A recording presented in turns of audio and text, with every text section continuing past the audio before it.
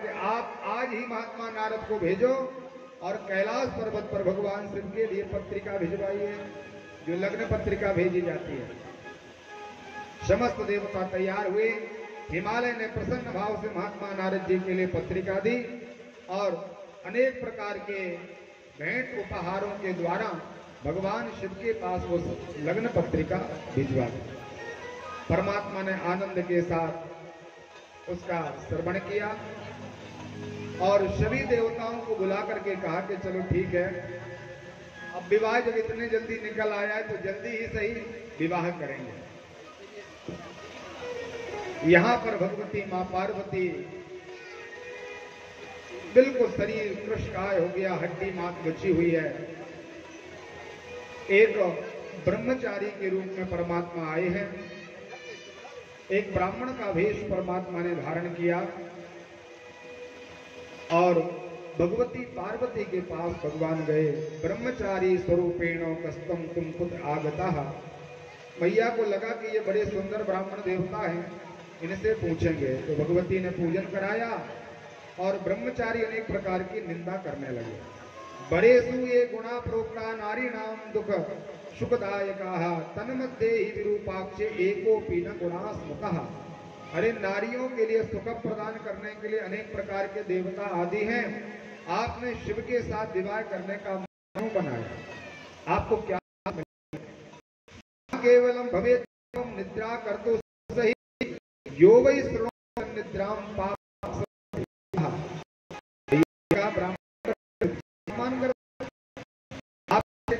ब्रह्मचारी तपस्वी हैं, ज्योतिषी हैं, शिव की निंदा में से कहा हमारे गुफा कर दो, ये बड़ा भारी पापी है। ऐसे ही का प्रयास भगवान को ब्रह्मचारी बोले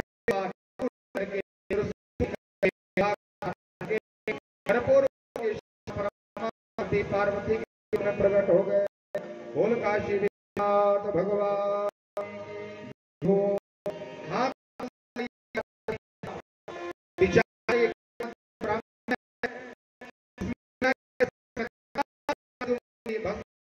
तरफ जो बात था तो वह कोई ब्राह्मण साक्षात बाबा भैया पलकों के द्वारा बाबा ने खूब दर्शन किया।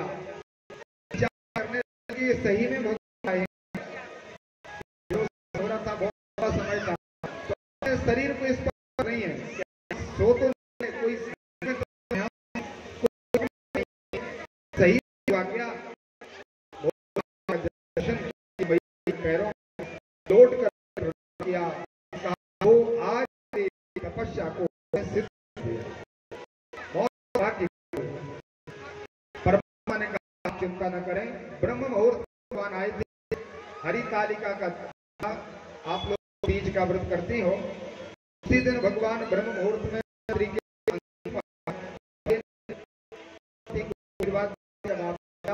छोड़ो। वो जो उन्होंने कहा भगवान मैंने भी आपकी सेवा पूजा की है, अरे मुझे भी थोड़ा सा आशीर्वाद आपका मिलना चाहिए।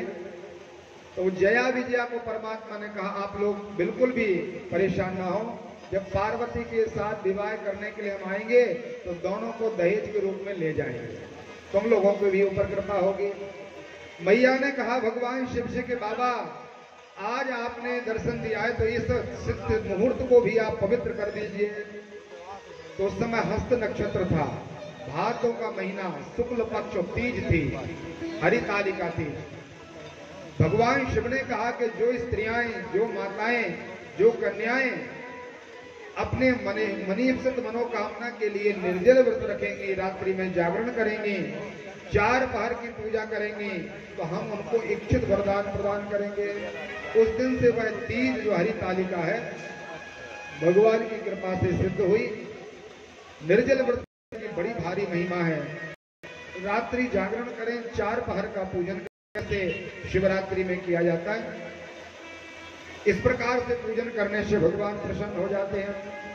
परमात्मा ने बड़ा सुंदर आशीर्वाद दिया और भोले बाबा वहां से अंतर्हित हुए। बोल गौरी शंकर महादेव की। अब परमात्मा ने जब पार्वती का दर्शन कर लिया तो बिल्कुल भी इनको मन नहीं लग रहा कैलाश पर्वत पर। देखिए अभी तक तो भगवान शिव तैयार नहीं हो रहे थे, लेकिन अब ऐसा लग रहा कि कब पार्वती के साथ विवाह कर लें। तो एक बार नट का रूप धारण किया भगवान ने, नाचने वालों का, और नट रूप धारण करके भगवान शिव हिमालय के घर पहुंचे। उस समय हिमालय लिखा स्नान करने के लिए गए थे, और मैना आदि जो स्त्रियां थी वो अंतापुर में थी। किसी के द्वारा समाचार हुआ कि कोई एक नट आया है, तो सबने कहा कि थोड़ा सा अपन दर्शन करेंगे। तो भोले बाबा नट के रूप में पधारे। एका तस्मंतरे शंभु सुशीलो भक्तवत्सला सुनर्तक नटो भूत्वा मेनका सन्निधो ययोः। सुनर्तक, सुंदर नृत्य करने वाले नट के रूप में परमात्मा पधारे हैं। भोले बाबा ने सुंदर नाच करना प्रारंभ किया। नट के रूप में भगवान नाच रहे हैं। पार्वती मैया ने जो देखा ये तो मेरे भोले बाबा हैं, एक दृष्टि में मैया भोले बाबा को पहचान गई। फचाड़ खा करके गिर पड़ी। मूर्छाम संप्राप्त सा दुर्गा दृष्टवा हृदयंकरम। सबका मैया को चेतना आई और अपलक नेत्रों से भगवान का दर्शन करने लगी। खूब भगवान ने वहां पर नृत्य किया। अब नृत्य करते करते जब 2-4 घंटे हो गए तो मैना ने कहा कि भैया अब आप कुछ ले लो, क्योंकि आपने सुंदर लीला की है, आप इसके बदले में जो मांगो तो बता दो, हम आपको देंगे और आप चले जाओ। तो भोले बाबा ने कहा देवी देना चाहती हो? बिल्कुल महाराज। तो कहता ना स्वीज्वावा करो देवी भिक्षा याचे शिवामता। मुझे रत्न स्वर्ण मुद्रिकाएं कुछ नहीं चाहिए, आप यदि प्रसन्न हो तो आपकी बेटी मुझे दे दो।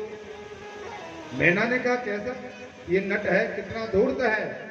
अरे इसके ऊपर प्रसन्न होकर के मैंने विचार किया कि इसको रत्नादि प्रदान कर दें, और ये कहता है कि मेरी बेटी दे दो।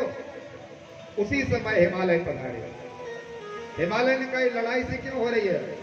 तो मैना ने कहा कि महाराज क्या बताएं, आप तो थे नहीं, यहाँ ये नट आया और इसने बहुत सुंदर नृत्य किया, अनेक प्रकार का वाद्य बजाया, तो मैं प्रसन्न होकर के इससे कहने लगी कि मांगो क्या चाहिए। ये कहता है बेटी दे दो। हिमालय ने कहा ये बड़ा धूर्त है, और अपने बेटों को बुलाया कि इसको पकड़ करके घर से बाहर निकाल दो। तो भगवान ने थोड़ी लीला भी दिखा दी। भोले बाबा ने क्या किया कि जितने भी सेना और सेनापति आ रहे थे सबको भगवान शिव ने परास्त कर दिया। ऐसा देखा मात्र था और सब परास्त हो गए। और जो नट के रूप में भगवान है, एक नृत्य करने वाले के रूप में, आज हिमालय और मैना के लिए परमात्मा ने नारायण के रूप में दर्शन दिया। शिव पुराण में लिखा है शैलो ददर्श तम तत्रो विष्णु रूपम धरम द्रुतम किरीटनम कुंडलम पीता वस्त्रमाम चतुर्भुजम। जैसे भगवान चतुर्भुज हैं, पीतांबर धारण करते हैं, ऐसे ही भगवान शिव ने नारायण का रूप दिखाया। हिमालय ने विचार किया कि ये नट तो बड़ा अनोखा है भाई, बड़ा कलाकारी जानने वाला है और बड़ा आश्चर्यजनक कार्य करता है। कोई भगवान नारायण का रूप नहीं धर सकता, और इसने तो हूबहू परमात्मा का रूप ले लिया। भगवान ने और लीला दिखाई और परमात्मा ने ब्रह्मा का रूप धारण कर लिया, कभी शिव का रूप धारण कर लेते हैं, तीनों देवताओं का। अब तो हिमालय को लगा कि ये कोई और नहीं, ये हमारे दामाद भगवान भोले बाबा हैं। सुंदर थाल तैयार की, पूजा की आरती सजाई और परमात्मा की दिव्य स्तुति गाई। भगवान को प्रसन्न किया। परमात्मा ने कहा हम जल्दी आएंगे, तैयारी करो। और भोले बाबा वहां से चले गए। बोले कैलाशवासी भगवान की। परमात्मा कैलाश पधारे, सुंदर नृत्य आदि करते हुए। अब देवताओं को भगवान ने बुलाया और कहा समय कितना बचा है। तो देवता कहने लगे महाराज आज ही निकलना है, बारात आज की ही है। सब देवता तैयार होकर के कैलाश पर्वत पर आ गए। भगवान नारायण ने अपनी सेना तैयार की, अपने परिकरों को लिया। ब्रह्मा जी अपनी सभी प्रकार के परिकरों को लेकर, महात्मा लोग सब तैयार होकर के नए नए वस्त्र आदि पहन के, जैसे जो बारात में जाते हैं, सुंदर तैयार होकर के आए। बारात निकलने का मुहूर्त आ गया। भोले बाबा ऐसे ही बैठे थे, परमात्मा ने कोई तैयारी नहीं की। अब भगवान ने अपने गणों से कहा कि देखो तुम लोगों को ही काम करना पड़ेगा, क्योंकि देवता तो बड़े स्वार्थी हैं। कहते थे कि भगवान आपका विवाह देखना चाहते हैं नेत्रों से, और स्वयं तो तैयार होकर के कोई हंस पर बैठकर, कोई गरुड़ पर बैठकर, कोई ऐरावत पर बैठकर आ गया, और मुझे कोई समाचार नहीं दिया, कोई सामान भी नहीं लाया। अब मैं कैसे तैयार हूं? तो भगवान के गणों ने कहा बाबा आप चिंता न करो, हम आपका श्रृंगार करते, हम आपको सजाएंगे। तो सभी प्रकार के भूत प्रेत, नंदी, भृंगी, सिरंगी, वीरभद्र आदि जितने चंडी आदि भगवान के गण हैं, चारों तरफ से भगवान के सामने खड़े हो गए। अब भगवान का श्रृंगार प्रारंभ किया है। महात्मा गोस्वामी तुलसीदास जी ने बड़ा सुंदर लिखा, शिवहि शंभुगन करहि श्रृंगारा, शिवहि शंभुगन करहि श्रृंगारा, जटा मुकुट अहि मोर संभारा, जटा मुकुट अहि मोर बनावा, कंगन कुंडल पहरे व्याला, कंगन कुंडल पहरे व्याला, तन विभूत पटके हरि छाला, तन विभूत पटके हरि छाला, शशि ललाट सुंदर सिर गंगा, शशि ललाट सुंदर सिर गंगा, नयन तीन उपवीत भुजंगा, नयन तीन उपवीत भुजंगा, करल कंठ और नर सिर माला, करल कंठ और नर सिर माला, अशिव शेष शिव धाम कृपाला, अशिव शेष शिव धाम कृपाला, कर त्रिशूल यर डमरू विराजा, कर त्रिशूल यर डमरू विराजा, चले वसन चढ़ बाजहि बाजा, चले वसन चढ़ बाजहि बाजा, देख शिवहि सुर प्रिय मुस्काहि, देख शिवहि सुर प्रिय मुस्काहि, वर लायक दुल्हन जग नाहि, वर लायक दुल्हन जग नाहि, वर लायक दुल्हन जग नाहि, वर लायक दुल्हन जग नाहि। देखिए कितना सुंदर श्रृंगार किया है। सभी गण परमात्मा के चारों तरफ से खड़े हुए और विचार किया कि बाबा ने तो जटाएं भी नहीं बांधी। और संतों का भाव है कि जब विवाह करने के लिए परमात्मा चले थे, उन्होंने विचार किया कि अब तैयार होना चाहिए भाई, गृहस्थी जीवन का काम है। अभी तक तो हमारा अपने मन का काम चलता था, अब गृहस्थ में बसने वाले हैं तो भगवान ने अपनी जटाओं को बांधा। दुनिया के जंजालों को परमात्मा ने अपनी जटाओं में बांध के रखा। कुंडल कंकन पहरे व्याला, भगवान ने कानों में, हाथों में, पैरों में, सब जगह व्याल अर्थात सांपों को पहन लिया। आभूषण पहन रहे बाबा विश्वनाथ। पूरे शरीर में दूल्हे के हल्दी लगाई जाती है, लेकिन भगवान ने तन विभूत पटके हरि छाला, पूरे शरीर में विभूति भस्मी लगाई। और दूल्हे के कपड़े क्या है? के हरि वाले। भगवान ने बाघा पर धारण किया हुआ है। शेर की खाल भगवान ने अपने शरीर में लगाई है। परमात्मा के 3 नेत्र हैं। प्रभु ने अपने जटाओं में गंगा मैया को धारण किया और तीनों नेत्रों को खोल करके परमात्मा आगे बढ़े। देखिए गृहस्थ जीवन जो है ना, दूल्हे के लिए तो 3 नेत्र ही खोल के रखना चाहिए।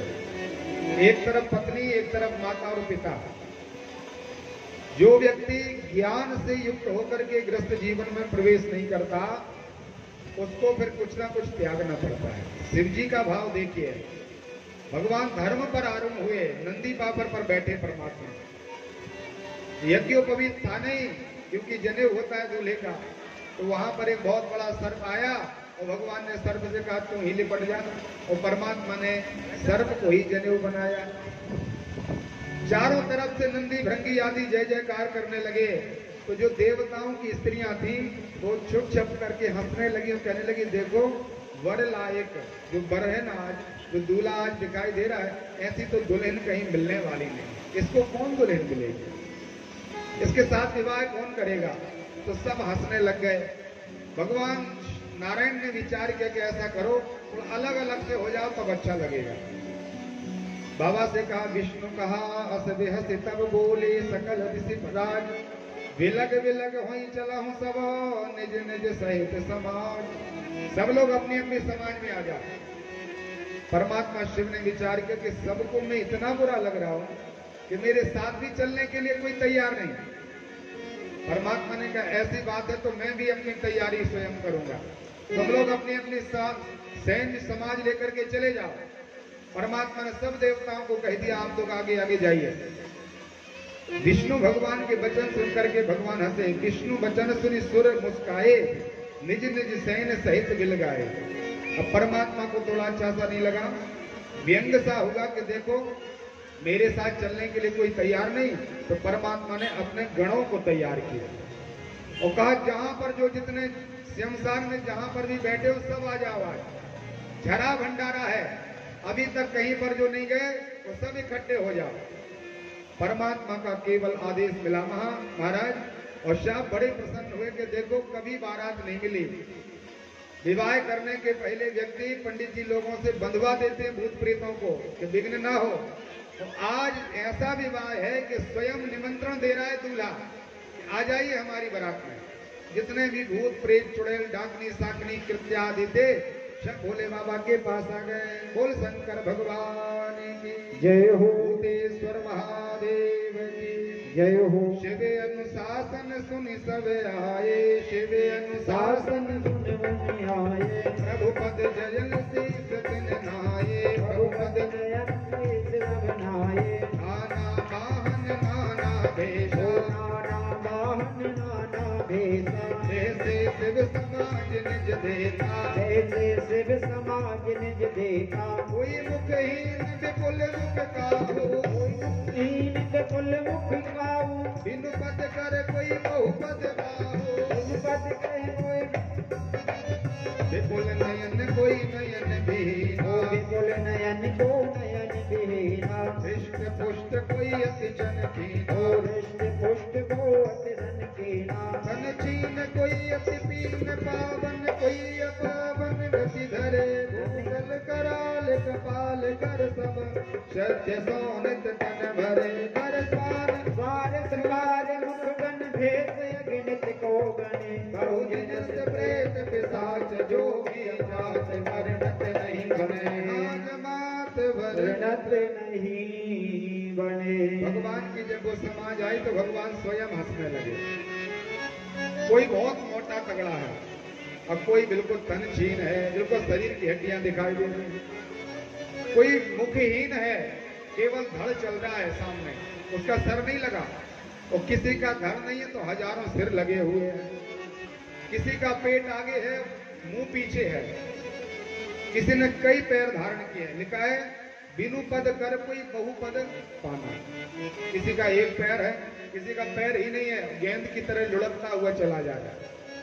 और किसी ने कई पैर लगाए हुए हैं। ऐसी विशाल सेना को देख करके भगवान हंसने लगे। और भगवान ने भी कहा कि अब एक आनंद भी हो जाए। तो साहब गणों को लेकर के बाबा नंदी पर सवार हुए, आदेश दिया हर हर महादेव, जयकारा हुआ भोले बाबा का। और बाबा की बारात प्रारंभ हुई। बारात को लेकर के भगवान चले जा रहे हैं। अब संत कहते हैं कि देखो भूत प्रेत थे, पिशाच थे, चुड़ैल आदि थे, उदम करने वाले ये सब।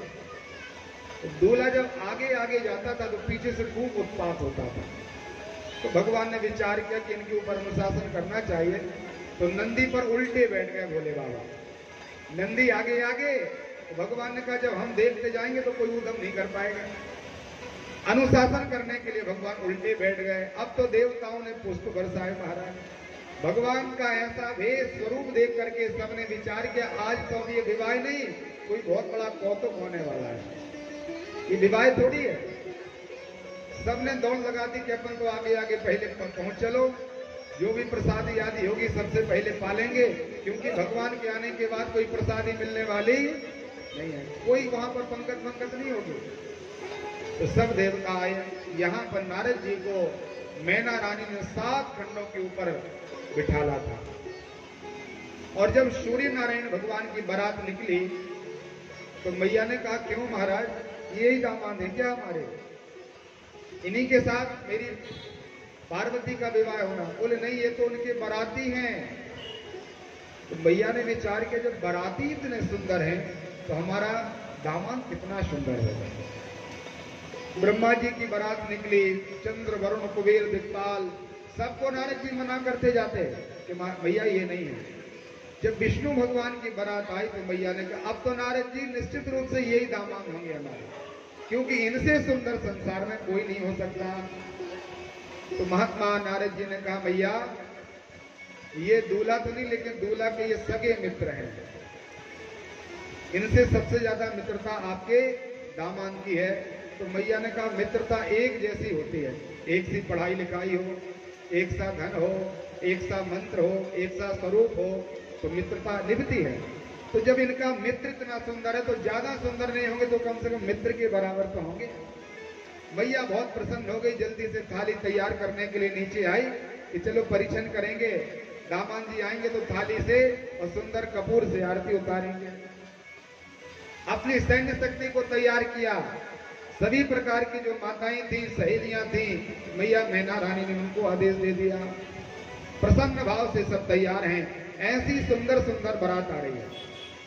लिखा है कि हिमालय ने ऐसी व्यवस्था की थी कि ब्रह्मा जी भी चकित हो गए कि ये सामान तो मैंने कभी बनाया नहीं, सृष्टिकार रचनाकार मैं हूं, मैं विधाता हूं, लेकिन यहाँ की जो विचित्रता दिखाई दे रही है ये मैंने कभी निर्माण नहीं किया। सभी देवताओं के लिए सुंदर सुंदर स्थान प्रदान कर दिए। अब सबने विचार के जल्दी से भोजन और मिल जाए महाराज, तो भोजन पाए और निकले, क्योंकि पीछे से तो उत्पात आ रहा है। विष्णु भगवान ने कहा कि महाराज जी आपकी यदि भोजन की तैयारी हो तो ऐसा करो, जितने लोग आ गए उनको भोजन करा दो। हिमालय ने कहा ऐसा नहीं होगा, पहले दूल्हा का पूजन होगा, द्वार चार होगा, उनका पूजन करके उनका वर्ण करके उनके परिकरों के साथ सबको एक साथ भोजन का आनंद मिलेगा। परमात्मा ने कहा होगी आप तो आनंद। साहब देवताओं से कहा कि अब तो ऐसे ही बैठे रहो, और भगवान नारायण भगवान शिव के लिए विचार करने लगे आ जाएं।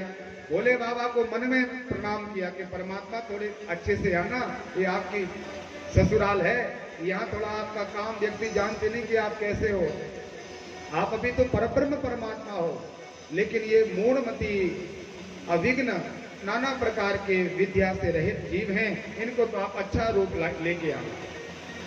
भगवान का जब ये पत्र नारायण का भगवान शिव के पास पहुंचा, क्योंकि मन से ही सब होता था पहले, बाबा विश्वनाथ जी ने विचार किया कि मेरे आराध्य देव भगवान नारायण को भी मेरा स्वरूप अच्छा नहीं लग रहा, इनको भी कुछ ना कुछ मन में गिलानी है कि अब बाबा आएंगे तो क्या होगा सर।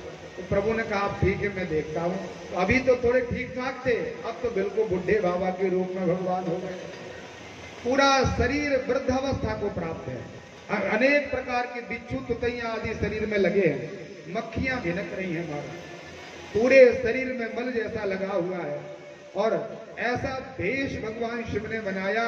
नारायण भगवान ने मन में ही दर्शन किया तो हाथ जोड़ लिए दूर से कि इनको मनाओ तो ये उल्टे जाते हैं, और इनसे कहो तो भी इनको सुनना तो है नहीं, अब क्या किया जाए। अब तो भगवान ने सबको कह दिया कि जो भगवान शिव की इच्छा होगी उसमें सब प्रसन्न रहेंगे। बोले ठीक है महाराज। सब भगवान शिव का भजन करने लगे, और देखते ही देखते बाबा की बारात आ गई। नारद जी ढूंढने लगे कि मैना कहाँ नहीं, उनको बता दें कि आपके दामाद आ गए।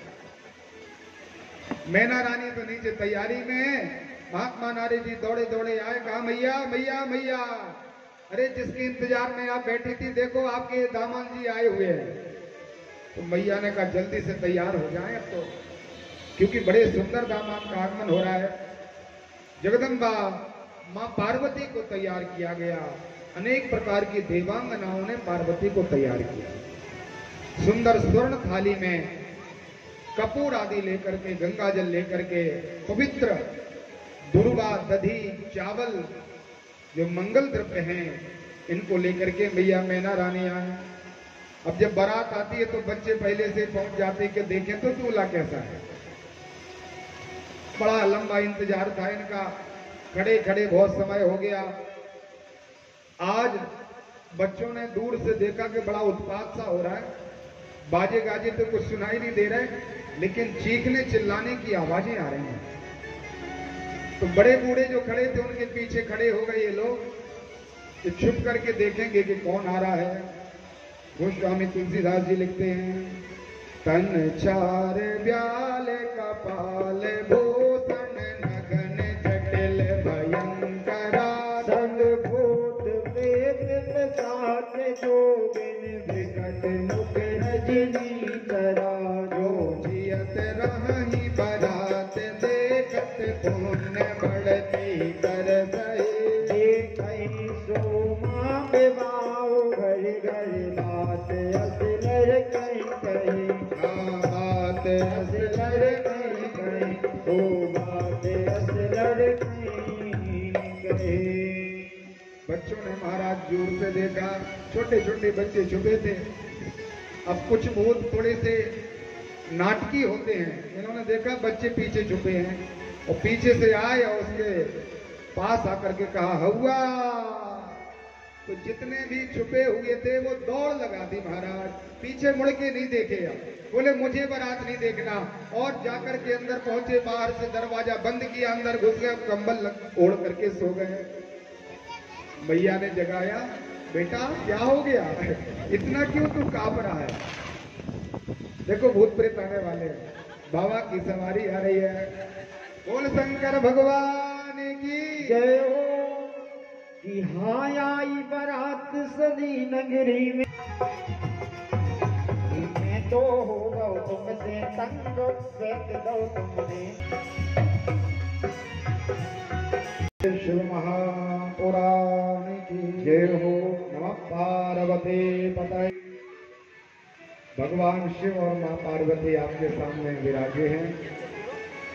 पूज्य गुरुदेव भगवान मलूक पीठाधीश्वर भगवान कहते हैं कि कोई कैसे भी भगवान का भेष बनाए हमें पूजनीय है। आखिर कैसे भी सही, लेकिन कम से कम उन्होंने परमात्मा की नकल तो की। परमात्मा का विग्रह उनके सामने विराजा हुआ था। सभी प्रकार के देवता विचार करने लगे। मैना रानी निकले, भैया मैना ने मैना शुभ आरती सवारी संग सुमंगल गावहि नारी। अनेक प्रकार की महिलाएं साथ में हैं और नाना प्रकार के भजन गीत चल रहे हैं। झूम करके छम छम के आवाजों से चलती हुई पैजनियों की और नूपुरों की आवाजों के साथ मैना रानी चली। मैया बड़ी कल्पनाओं में थी। क्या लिखा है, कंचन तार सोहे वर पानी परचन चली हरस हर्षानी।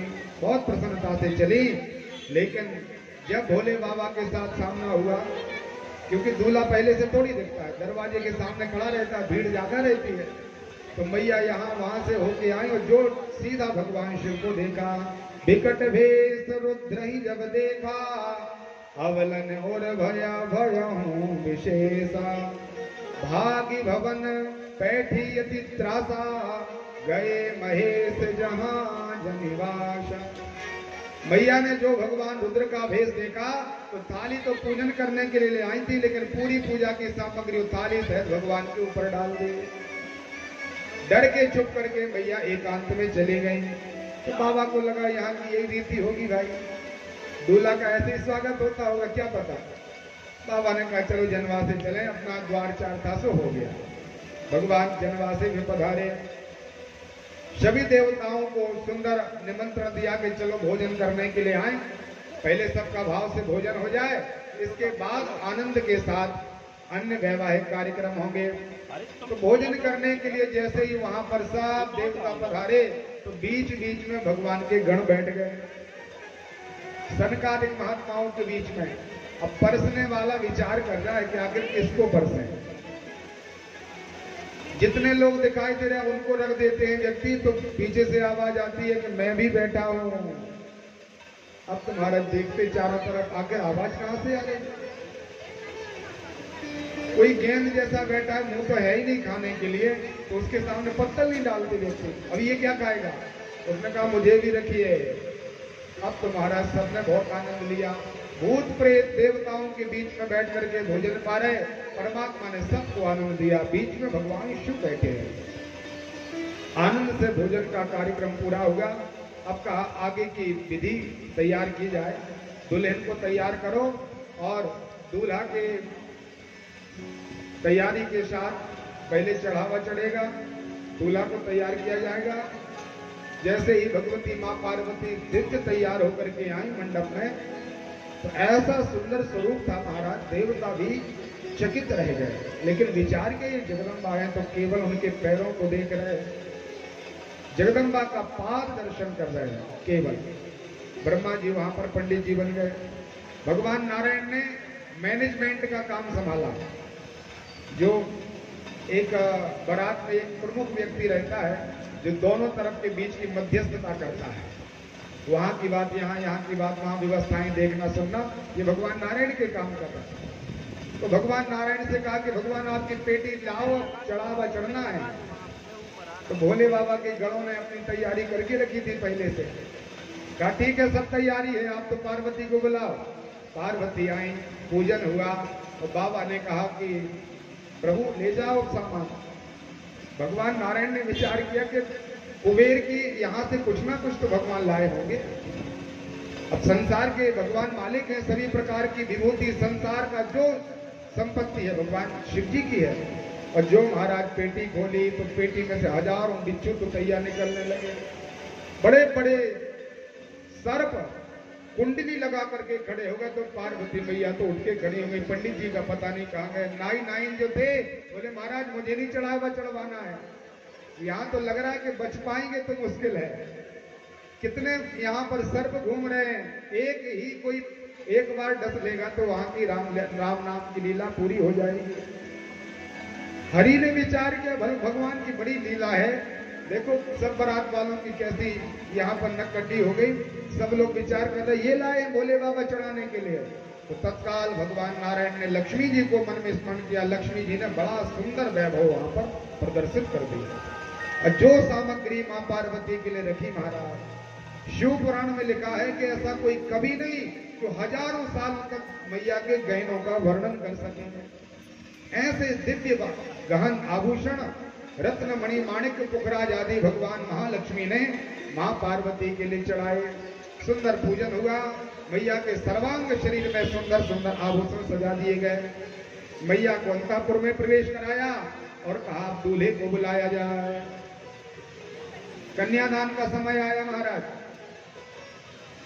शिव जी से कहा चलो भगवान अब आपका पूजन होगा और कन्यादान का मुहूर्त है। बोले बाबा जैसे थे वैसे ही सीधे सहज में। बाबा ने कहा कहाँ बैठना है? तो एक चौकी डली थी, उस पर भगवान शिव जी को बिठाला गया।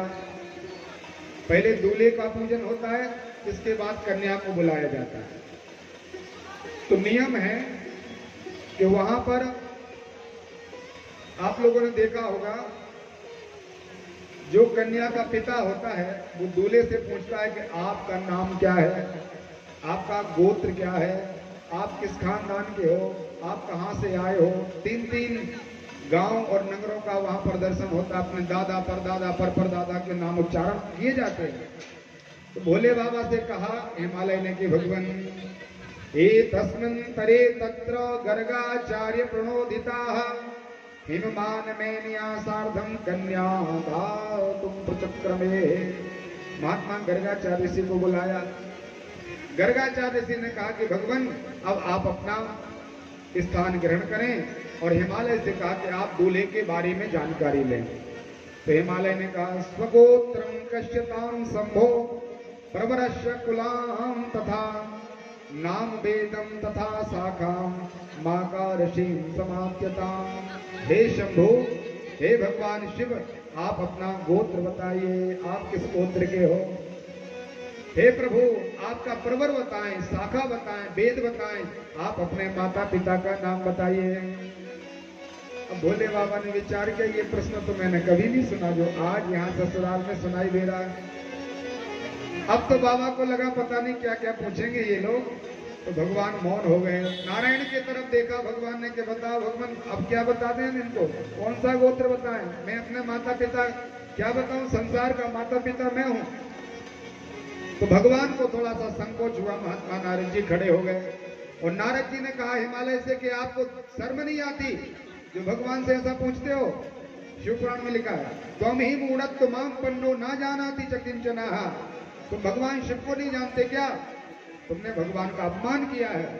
अरे संसार का गोत्र जिनसे निकलता है, संसार के जो माता पिता हैं, संसार के वेदों का जो निर्माण करने वाले हैं, उनका कोई वेद गोत्र होगा, उनकी कोई शाखा होगी, उनका कोई कुल होगा क्या?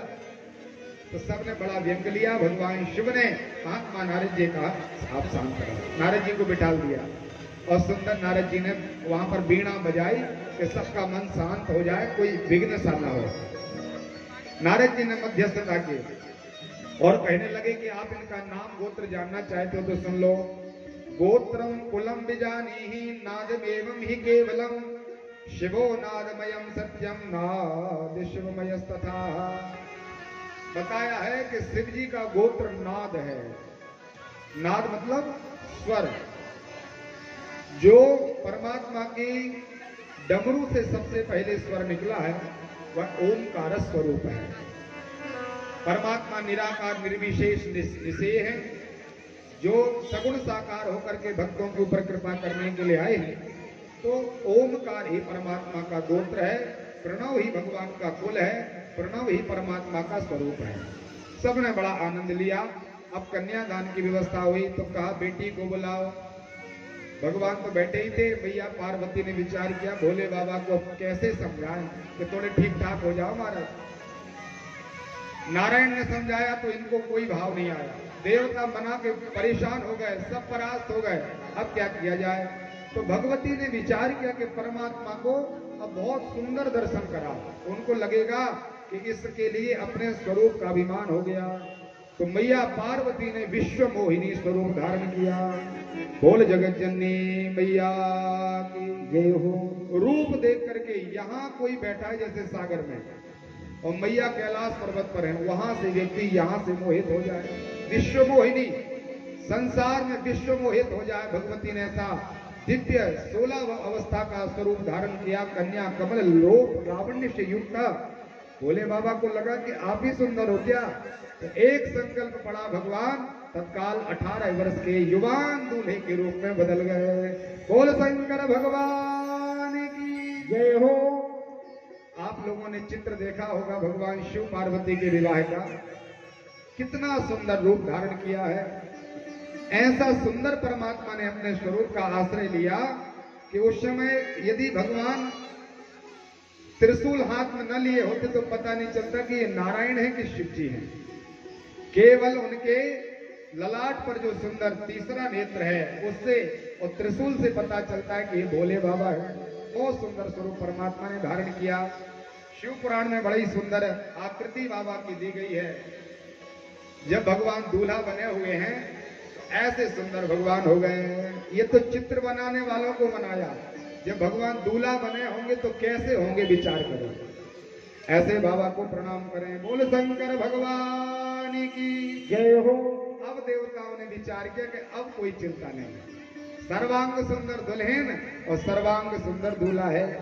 अब तो आनंद आएगा बारात में आने का, विवाह कराने का। तो सबने बड़े भाव से जय जयकार किया। भगवान के मंत्र आदि गाए गए। आचार्यों ने मंत्र पढ़ना प्रारंभ किया। स्वस्ति न इंद्रो वृद्धसर्वाः, स्वस्ति न पूषा विश्ववेदाः, स्वस्ति नस्तारिषो अरिष्टनेमिः, स्वस्ति नो बृहस्पतिर्दधातु। बड़ा सुंदर मंगल पाठ हुआ। आइए हम सब मिल करके भगवान शिव के विवाह में समाहित हों। सामने भगवान शिव मां पार्वती विराजी हैं। प्रमुख यजमान उठेंगे। पहले कोपन